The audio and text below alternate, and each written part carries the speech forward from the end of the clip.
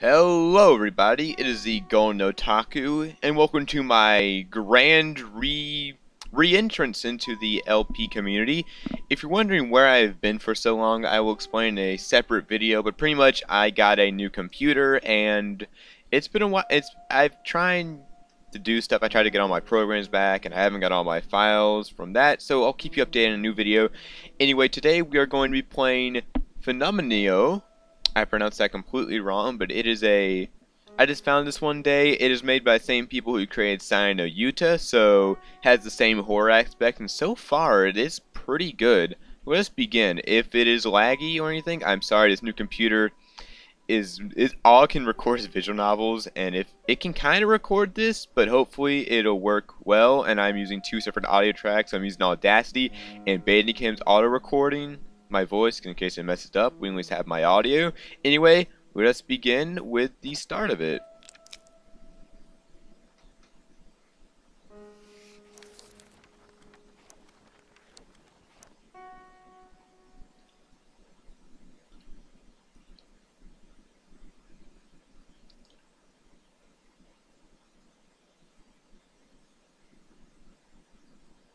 There's things that shouldn't be seen.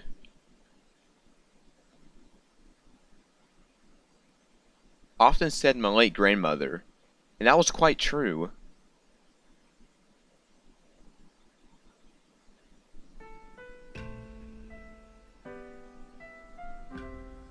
I was drawn to the occult from childhood, and upon entering university, I learned the truth of those words by stepping many times to the edge of the netherworld. Ghost, being which no one can decisively determine whether they exist or not. The story that begins here revolves around stories brought forth by them. And this story, it can be said that it's said to be a story of it and I. As its eyes glimmer in front of strangeness, as it breathes out words with a dazzled expression, it warped the world that I always believed in. It made me anxious of whether the ground I stood on would shake. I would want to look over my shoulder just by listening, and I grew to fear whether someone was peeking from the dark shadow of the door. Maybe it was because the world it spoke included truths about the other side. It included truths that only applied to the skank, grotesque warning, waiting dead ones. Now, after it disappeared, do I finally know that?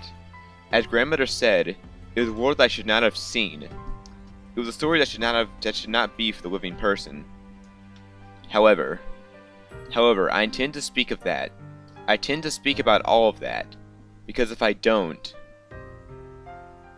it wouldn't be able to rest in peace. Because it, having on the edge of darkness, having struggled for the threshold of darkness, would not be able to live in peace. Yes, I'll say it once more. From here on, is a story that shouldn't be known. And for what the first 10 minutes of this game, the atmosphere is amazing. Like, I was playing this with my waifu, and oh my god, I was really scared because I was expecting a jump scare. There's no jump scare so far. I expected to just scream like a little girl because it was like 8 p.m. No lights were on. I was a little nervous, honestly.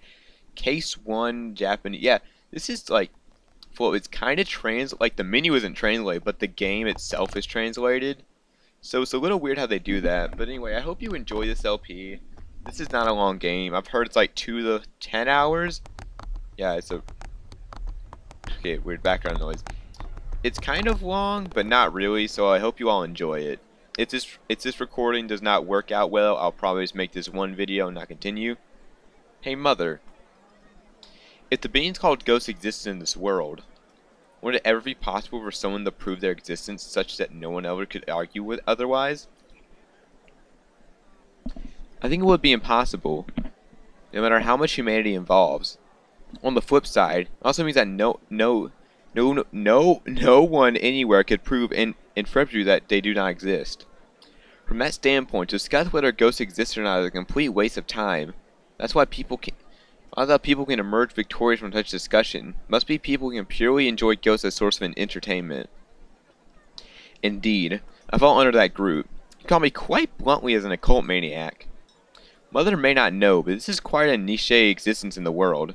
Be at my age and do ghost this, you AMA that.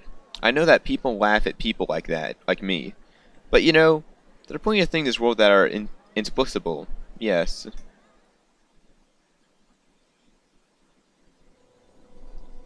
For example, the house I'm living in. This old, almost 30-year-old building is by the side of the Tawagama Waterworks, and partially because it's located in such an odd place, had incredibly low rent. When I came to Tokyo this spring, I looked for a cheap apartment and found this place. It takes 10 minutes of biking to reach a convenience store. It's surrounded by darks and covered by thick copse, and because there are no streetlights in the area, it's completely dark at night. However, I enjoy this old building. It was built like an old mountain cottage, as the first floor was a garbage and the second and third floor were a blowout. A garage, not a garbage. So it's more than luxurious for a person living alone. The kitchen was as cramped as a kitchenette, but had a living room, a Japanese-style room, a bath, even altar. From what I hear, an architect designed it as a personal workplace. I liked it at first sight. Furthermore, for a place with a bath to be just 30,000 yen in Tokyo, Mishimano, unthinkably rare, even came with an oral story that cannot be ignored. This is the house that grants wishes. So says the smiling real estate agent who introduced this place to me. The architect who built this became famous. Years later moved in, became busy, and moved closer to the city. A young couple that was living here until last month gave birth to a baby, with dreads just becoming open. You're quite lucky. After hearing that, who wouldn't immediately seal the deal? Probably not me, cause look at this place. This place is a little creepy. So I jumped at the opportunity. There's probably a feeling of superiority too, given my colleagues at university pay over twice the rent living in rabbit cages. In any case, I was quite pleased how lucky a man I was with my first time living alone. Yet, within a month I realized how big a mistake that was. This is where it gets really creepy and I love it.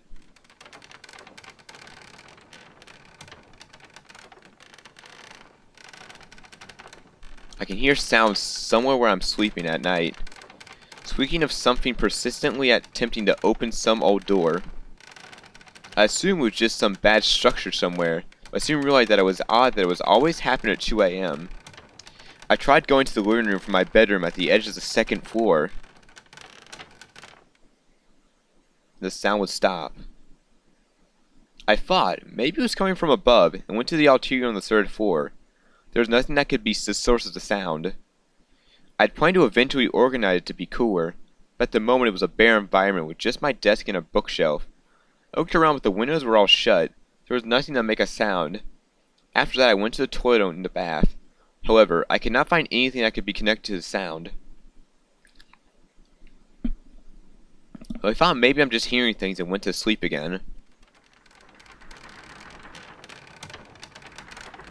But then the sound started again. Squeak. The sound of old wood groaning. I could also hear the sound of something scraping. It wasn't like a mouse or a cat. It was an eerie sound. Like something trying to crawl out somewhere dark after having been tormented for a long time. Eventually that sound stopped, seemingly echoing throughout the house. It felt like it was seeping through the atmosphere around my ear. As a result, I began keeping the lights on throughout the house and using earplugs when sleeping. However, the problem stopped being just sound. It was about 2 weeks ago. I found a decisive thing.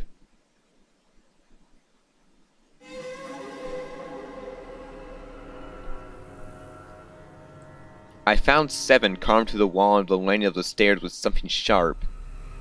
I immediately checked the doors and windows around the house, but there didn't seem to have been anyone entering. I was probably terrified. I was probably terrified, but probably not, considering how scary this place is. It was a pretty big engraving, but I forced myself to think I had never noticed it before. You feigned ignorance? I love that term, feigned ignorance. A few days later, I found near the bathtub 6, something sharpish carved into the window still. And then a week ago, I found near the toilet 5. Even this easygoing person had to believe it. Something was in this house. And that this was some countdown. I immediately jumped out of the house. I couldn't live in the house anymore. I hadn't made any close friends at university, so I lived in karaoke boxes and net cafes for several days. I couldn't talk about this to anyone. I didn't know any monks, nor any mediums.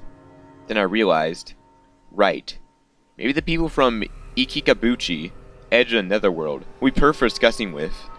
The colleagues of mine who were also into the occult world may believe me. And so, incidentally, there aren't suspicious people at all. No, we're pointing suspicious. Huh? I recorded the sudden voice from above.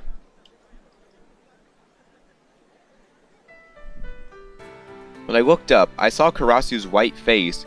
She was waving her hand. Yo, Nagi! Karasu? Since when were you there? I checked the time on my cell phone. It was 10:30 p.m. There were still 30 minutes till the offline meeting taking place at 11. Right around when you began explaining the house that granted wishes to your mother. That's basically the start. I complained as I grumpily placed my stationery back my bag.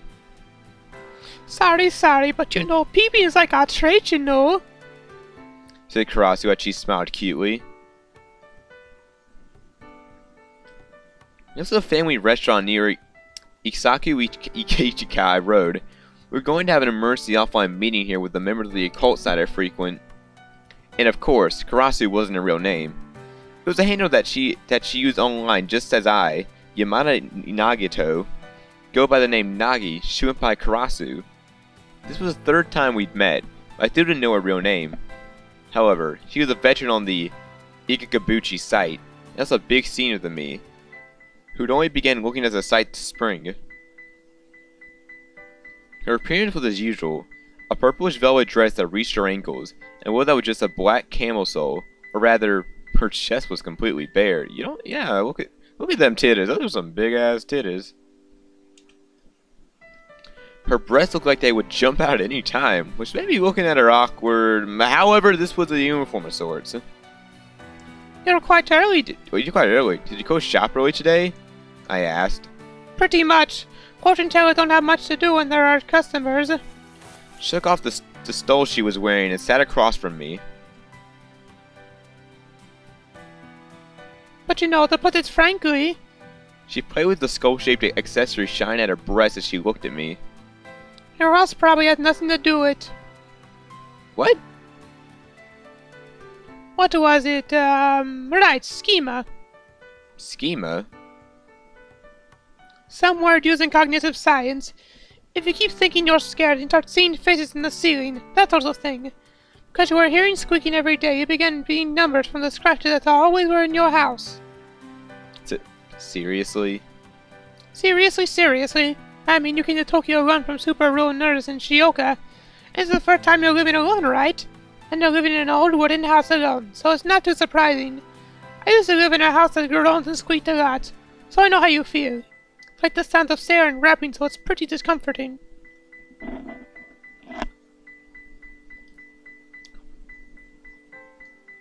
So she said. She raised her hand to order beer from the waitress.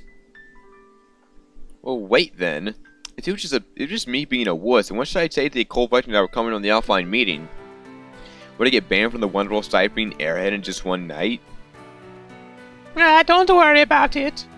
She laughed. We're a bunch of folk that love meeting and trading shady stories. But it shouldn't be that simple. There were about 10 people coming to this meeting. And then Karasu said, "Huh?" and looked at me. You hadn't looked? At what? This meeting. I think over 30 people are showing up. What? I hurried to access the Ikabuchi offline meeting board through my cell phone.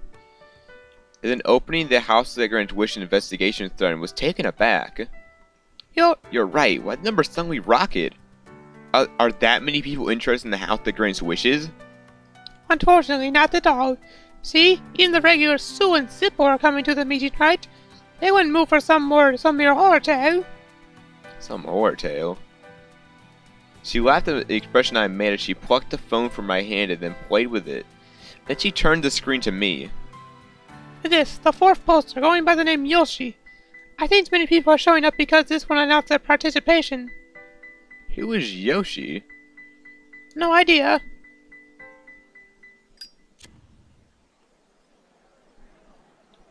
Said Karasu with a grin. She pulled out a cigarette. She was a cigarette using a worn, slender lighter, and after blowing out a puff of smoke, quietly whispered, Those that meet Yoshi die 7 days later. What? There's more. Yoshi isn't a living person. Off like me, the Yoshi attended in terror. What else was there? What is that? Something like an urban legend that thought is being whispered around Ikabuchi. Yet no one's actually met Yoshi. No one knows if Yoshi is some old man or even what gender they are. However, everyone who attends a meeting that Yoshi goes to remains silent. The entire thread disappears, but it is not going to Ikabuchi Or... they die. Her low whisper felt like ice-cold water splashing down the back of my neck. On the other hand, Karasu happily received her glimmering cup of beer and exclaimed, Yeah, delicious. with a lackadaisical tone. But those are just rumors, right? I asked, and she laughed. That's right. So Basically, even the house that grant witches is a miss. There's the hope of Yoshi, so everyone's gathering for fun. Don't have to fret about it any. she says, but I still felt mixed emotions. Until now, until today, I was trembling with fear alone, unable to go home. And I suggested today's meeting in the hopes of gaining the opinion of the veterans of Ikikabuchi. Having a story born out immediately as my misunderstanding wasn't sufficient to calm my fears. However, if Yoshi's gotten interested, might the house that grant witches be real?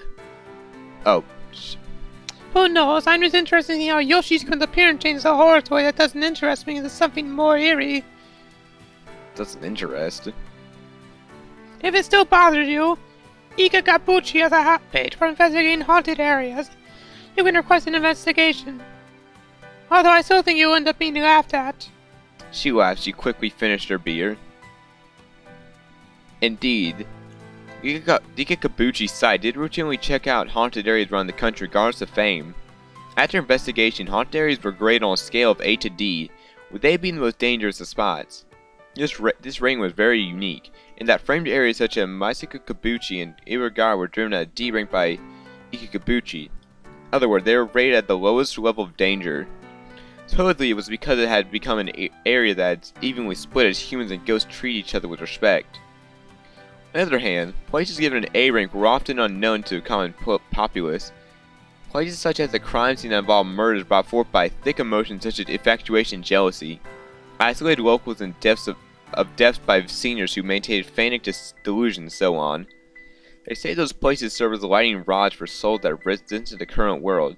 Souls that had lost personality and simply became clumps of malice intent, far beyond saving. As I found such saying, Karasu had began peering intently at my face. Hey, Nagi-kun. Yeah? You have the mark of a meeting. Yes? And this is, a girl. Seriously? Her expression loosened at her words. Give me a little more. She began playing with the skull-shaped accessory near her breasts, as she continued. How should I put it? It's a very dense meeting. Like two souls previously split are reuniting, but She says, swimming looking through me in the different world. it's hard to say if this meeting this girl would actually result in happiness for you. What's that? And furthermore, wait, isn't she dead? Hey. Isn't that like being possessed? You gotta be kidding me, I thought. But I also remember that she would tell me such ominous things every time we met. Previously, she told me that I had bicycle luck and that I'd get hit by a mama cycle on the way back. And she told me I had gold fortune was happy, but then I stepped on a gold-colored thumbtack at home. In other words, she's very good at presenting unfortunate things in a way you can't tell if it's unfortunate, which is an important skill for a fortune teller, I suppose. You know, Karasu, if you're a fortune teller, shouldn't you also tell people how to avoid misfortune? I asked. But up to the person where to think of something as unfortunate. She stuck out her tongue in a cute way and then shouted to the employee passing by. Another beer, please. I sat there watching over her in a vexed manner. The door chime sounded repeatedly. The suspicious-looking people filled in one after another. See, now they were coming after noticing Karasu. I deduced that they were people attending the offline meeting. Yo, Karasu, as beautiful as always. Long time no see to see you too, Maru. I'm so excited. We have such chronic dispositions. As such conversation continued, my seat in the back of the family restaurant slowly became surrounded by activity. Every now and then I would see a familiar face, but most I had never seen before. I'd actively been participating in offline meets in Tokyo. I continued seeing new faces and Masa each time they made me realize how deep the world of the occult was. It was after 11. The group that had gathered at the back of the family restaurant with the odd interest has passed 30. Or rather, I picked the family restaurant figuring there'd be 10. This is a pretty big transgression. The look from the waitress pausing awkward smiles at me hurt. Are there more coming? I quietly asked Karasu, who was engaging in a friendly chat with other attendees. She was a bit blush as she responded. It's way too late now. Let a bunch of people show up without saying anything. There'll probably be a few more. That's problematic. It might scare away Yoshi, too. She commented lightly, but this might really be troublesome.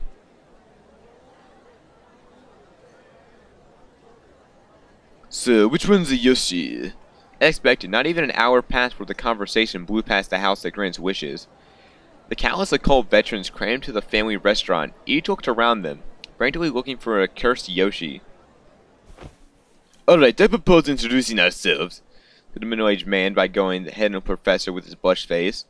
Seeing empty beer mugs scattered around his table revealed how drunk this person was.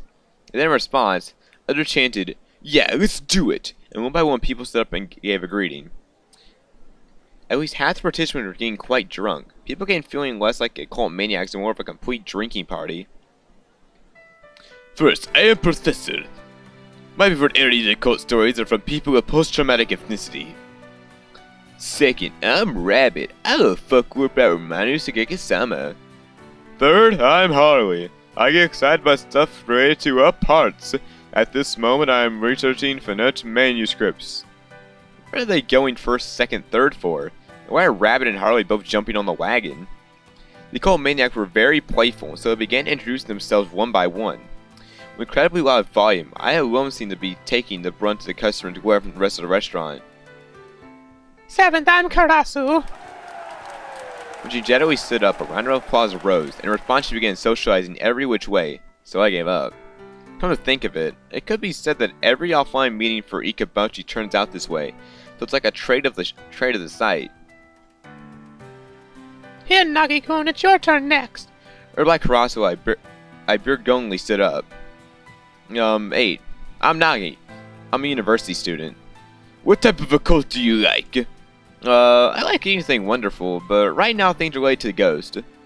I lightly responded to a question that had been flung at me. People came shouting, "You're too tightly wounded. You need to drink more." And someone ordered beer from me. Man, I'm still 18. I'm underage. I can't drink. Don't worry. I'll drink it. Just act like you're drinking, they'll be appeased. Laughed Cross as she smacked my butt with her palm. Well, in any case, 30 or so people introduced themselves to like this. And the conclusion, there was no one here who went by the handle Yoshi. Huh, so they didn't show up. I showed up to see Yoshi. Is anyone faking their handle? Said people one by one, but given that most had never seen each other and off that offline meeting were particularly rare, hard to figure out if anyone was lying. Well, since we're all gathered, can we discuss what the house that grants wishes is? I began, but Sue spoke over me. I think, an old veteran of Ikabuchi who managed a liquor store and liked collecting things like the arms of Tengu and the shell of Kappa, if I remember correctly. Yoshi might be a different handle, Krishna. I was sighing, but reacted to that name. That would make sense, someone responded. If we summarize the rumors involving Yoshi, if you deal with Yoshi, I have a terrifying end. Yoshi isn't a living person. Those who meet Yoshi die 7 days later, something like that. But we've never heard any specifics of anyone dying, and maybe certain threads were disappearing because Kirsten was secretly joining the horror area investigations. It's what I think, anyway. I see, not even Karasu. Kir's never showing up late either. That makes sense. Wait, please, I chimed in. Krishna, as an administrator Kabushi. Krishna? Everyone's met him? Met him, rather. He's always showed up for the meeting before. We're not here today? You want to see him? Of course. The reason I became interested in the site Ikabuchi in the first place was being the person named Krishna so fascinating. Of course, part of it was that I was interested in the occult from the start. There was a different sort of attraction with Ikabuchi. That was apparent, for instance, by looking at the old words at the top of the page, saying that bother people also bother ghosts. From the start, Ikabuchi was a site intended to soothe matter between people and ghosts. But people can't see ghosts. That's why, regardless of our lack of ill intent, we were probably bothering ghosts more than that had to do with our perspective that was both fresh and unique. As I read articles about rewoken horrors areas in Ikabuchi, my conviction deepened. Each article was filled with care towards ghosts, taking care to respect towards both the living and the dead. I always wondered, why are people afraid of ghosts? Perhaps some ghosts play trick on people. Why other ghosts say, come on, stop it, they're stepping and interfering, yet no one ever thinks of that possibility. Maybe that sort of order is maintained by ghosts, and that's why the vast majority of people live without ever being bothered by supernatural. The paragraph stuff accord with me in particular. These words moved me. When I just arrived in Tokyo and hadn't met anyone I could call a friend, I realized more than ever that people were connected to the other people through candor. It gave me courage that I could make do in Tokyo, where it said that people's relationship with other people are often weak and diluted, where people tend to avoid needing to interact with other people as much as possible. That was probably why I began participating in the site.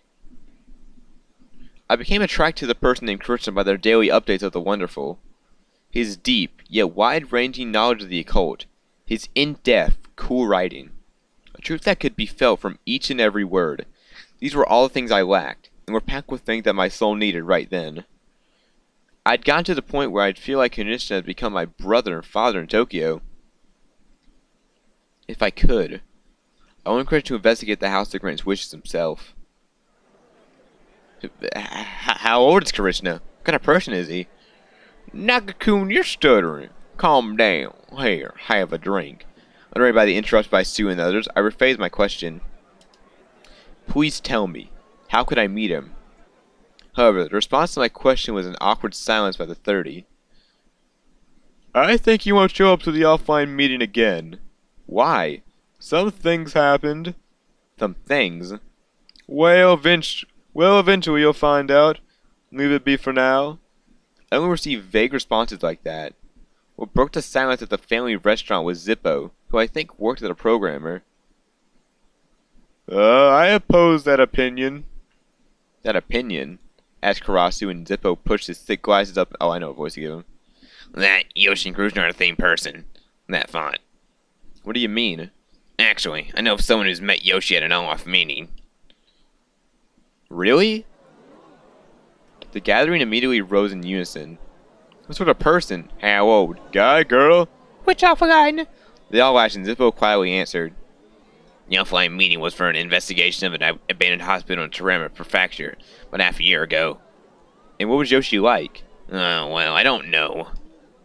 You don't know? Karasu asked, and Zippo swallowed once before answering. He's hospitalized. Hospitalized? Psychiatric ward. And with that, the excited gathering turned to silence. It was as if someone heavy had descended upon the seats. Hospitalized psychotic ward. Is that Yoshi's fault? Asked Sue, and Zippo slowly shook his head. I don't know. When you have to regain consciousness, all he mumbled is Yoshi. That's why I came to this meeting, because Yoshi came. Oh, and that's what happened at that offline meeting. Everyone fell silent and Zippo stopped speaking. And then the family restaurant was filled once again with stories of Yoshi. Come to think of it, it was the type of statement preceding conversations that the other ones another type of Yoshi leaked out from people. If I were to summarize such topics, it seems Yoshi infrequently appeared on the Ikabuchi forum. Its appearance was not common, but whether it showed up, it would post in almost every thread, providing opinion on everything, regardless of how maniacal the topic. Given the time of the appearance, Yoshi could be imagined as an occult maniac that was seen in front of a computer almost 24 hours a day. It had knowledge of the supernatural to rival Krishna's, but their post showed no sign of sharing the ghost slip that defined Krishna. If anything, they could be described as more eerie. It's a dead person that's easily joined the internet. Means rumors that Yoshi isn't a living person. They might be true after all, mumbled Jersey, who said he was a writer for a magazine. Remember that phrase that popped up some time ago? I'm a gopher. Do you have any questions? Ah, the one where IP traces and PCs and hosts all come from empty. Some people wonder if it was real. I'm of the opinion that every raw form of the good energy component digital equipment. Because brainwaves are weak electrical signals too. You do hear a lot of tales of ghost writing online. Then that Yoshi, mumbled Sue in a summarizing way. We can see it, but is it already here? We can't see it. Those words sent a chill down my spine. Probably spine. I looked around the brightly lit store. It wasn't me. It seems like everyone felt something cold.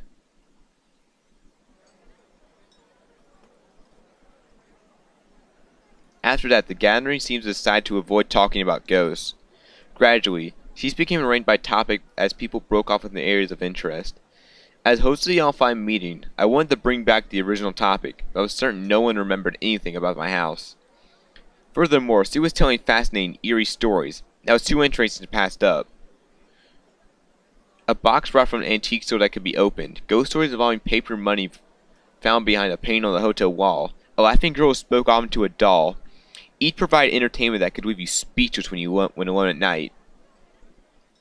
Everyone forgot about the time that they enjoyed the endless flow of occult discussions. And around 1 a.m. the offline meeting dispersed.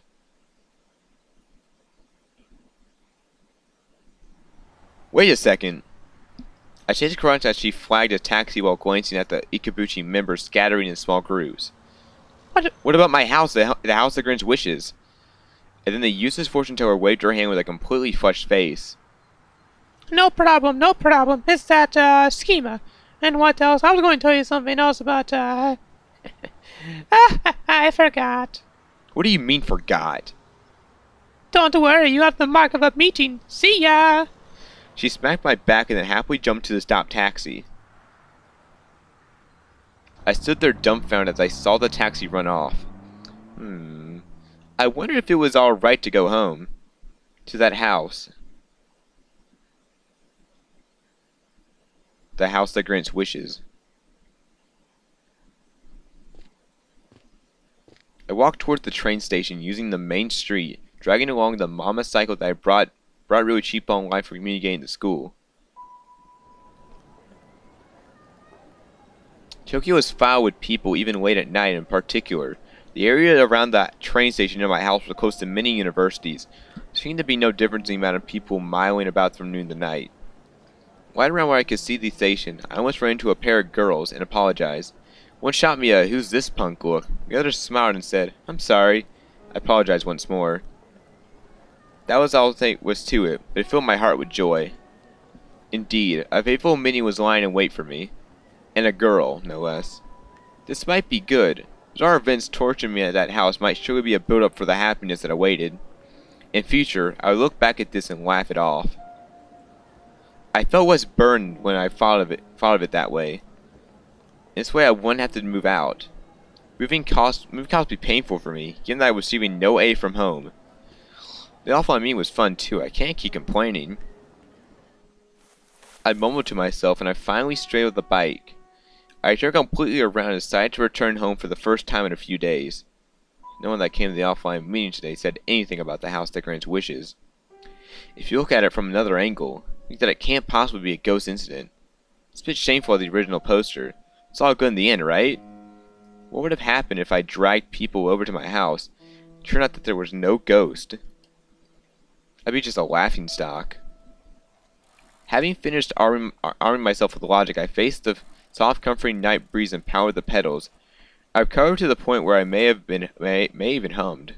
However, I noticed it when I was about to re-enter the main street from the arcade in front of the train station.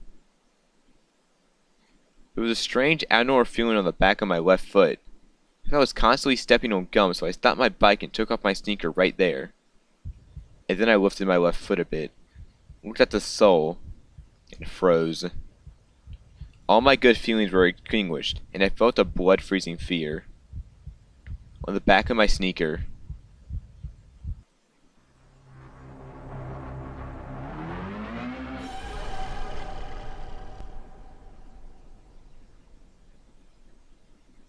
was engraved the number 4. Oh no. Alright, I think this is a good way to end the episode off. I'm sorry for a very long episode, but I hope you enjoyed it. Thank you so much for watching. If this video cheered you up by a little, I am happily enjoyed that. Thank you guys for watching. I'll see you in the next episode. Bye bye.